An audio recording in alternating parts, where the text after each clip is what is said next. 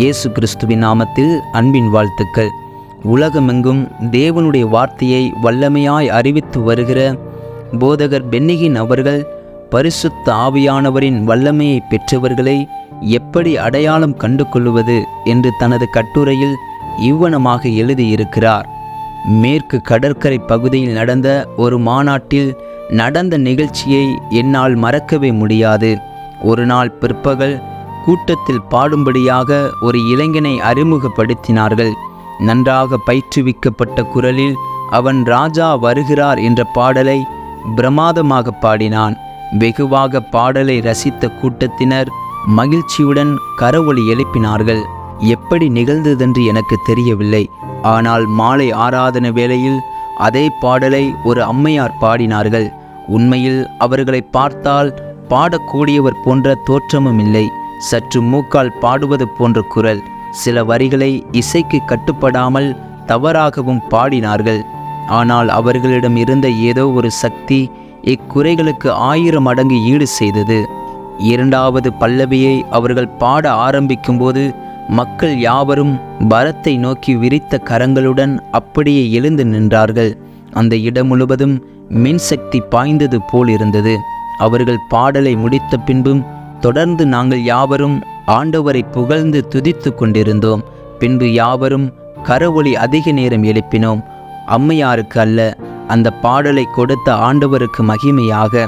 இந்த வேறுபாட்டுக்கு காரணம் என்ன என் சிநேகிதனே? அதுதான் அபிஷேகம். அந்த அம்மையாரின் வாழ்க்கையில் இருந்த பரிசுத்த ஆவியானவரின் வல்லமை. கனடாவில் எனது ஊழியத்தின் போது நாங்களும் பில்லி கிரகாம் எழுப்புதல் கூட்டங்களின் ஆதரவு குழுவினரால் ஒருவராக செயல்பட்டோம். கூட்டங்களுக்குரிய ஆயத்தங்கள் நான் ஒரு நாளும் பார்த்திராத அளவில் அவ்வளவு ஒழுங்காக செய்யப்பட்டன. ஆராதனைகள் நான் பார்த்தவை போன்று ஆர்ப்பாட்டங்கள் இன்றி அமைதி ஆராதனைகளாகவே நடந்தன. ஆனால் பண்டிதர் பில்லி கிரகாம் பேச ஆரம்பித்த உடனேயே அவரது செய்திகளில் ஆவியானவரின் அசைவாடுதல் சந்தேகத்துக்கு இடமின்றி உணர முடிந்தது. அவரது செய்தி இயேசு கிறிஸ்துவே. ஆயினும் ஆவியானவருடன் ஆழமான நேரடி ஐக்கியம் கொண்டுள்ள ஒருவரின் பிரசன்னத்தில் இருக்கிறோம் என்பதை தெளிவாக கண்டு கொண்டேன். அபிஷேகம் பெற்றவர் யார், பெறாதவர்கள் யார் என்பதை கண்டு கொள்ள எந்த டாக்டர் பட்டமும் தேவையில்லை. மறுபடியும் பிறக்காத பாவி கூட ஞாயிற்றுக்கிழமை தொலைக்காட்சி பெட்டியில் காண்கின்ற கடவுளின் நிகழ்ச்சியில் ஆவியானவரின் தொடுதலை பார்த்த மாத்திரத்தில் உணர்கிறான். ஏனெனில் வைரத்தை போன்று அது அபூர்வமானது. அபிஷேகம் பெற்றுக்கொள்ளாதவர்கள் அபிஷேகத்தை உண்டு பண்ண முயற்சிப்பதை பார்க்கும்போது பரிதாபமாக இருக்கிறது. அவர்கள் எவ்வளவு முயற்சித்தாலும் கர்த்தரின் தொடுதல் அங்கு இல்லை என்பது தெளிவாக தெரியும்.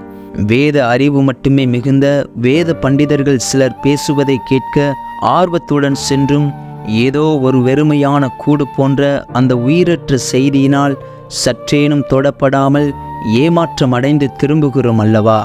வேத அறிவுடன் செய்திகளை அவர்கள் நடந்து கொண்டே பேசினாலும் அவர்களது வார்த்தைகள் உயிரற்றதாக அனலற்றதாக இருக்கிறதே. சிருஷ்டிப்பின் ஆரம்ப காலத்திலிருந்தே அபிஷேகம் மக்களை கவர்ந்துள்ளது. அதை குறித்து அதிசயப்பட்டார்கள், வெளிப்படுத்தவும் பட்டது. ஆனால் உண்மையான அபிஷேகம் அன்றும் இன்றும் என்றுமே பரிசுத்த ஆவியானவராகிய ஆண்டவரின் கிரியையே. அதன் நோக்கம் என்ன? நீங்கள் வல்லமையோடு சுவிசேஷத்தை கூற வேண்டும் என்பதற்காகவே கர்த்தராகிய தேவனுடைய ஆவியானவர் என்மேல் இருக்கிறார். சிறுமைப்பட்டவர்களுக்கு சுவிசேஷத்தை அறிவிக்க கர்த்தர் என்னை அபிஷேகம் பண்ணினார். இருதயம் நொறுங்குண்டவர்களுக்கு காயம் கட்டுதலையும், சிறைப்பட்டவர்களுக்கு விடுதலையையும், கட்டுண்டவர்களுக்கு கட்டவிழ்த்தலையும் கூறவும், கர்த்தருடைய அனுக்கிரக வருஷத்தை கூறவும் என்று ஏசாயா 61:12 கூறப்பட்டிருக்கிறது. இந்த வார்த்தைகள் ஏதோ ஒரு பழைய ஏற்பாட்டு தீர்க்கதரிசியின் வார்த்தைகளாக மட்டுமல்ல.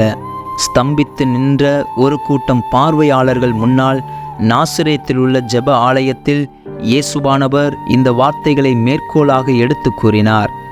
ஆதி அப்போஸ்தலர்களும் விசுவாசிகளும் பரிசுத்த ஆவியினால் நிரப்பப்பட்டு தேவ வசனத்தை தைரியமாய் சொன்னார்கள்.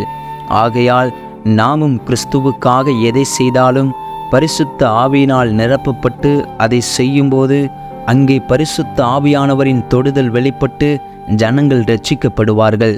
ஆமேன். இந்த காணொளி நிச்சயம் உங்களுக்கு பிரயோஜனமாய் இருக்கும் என்று நம்புகிறோம்.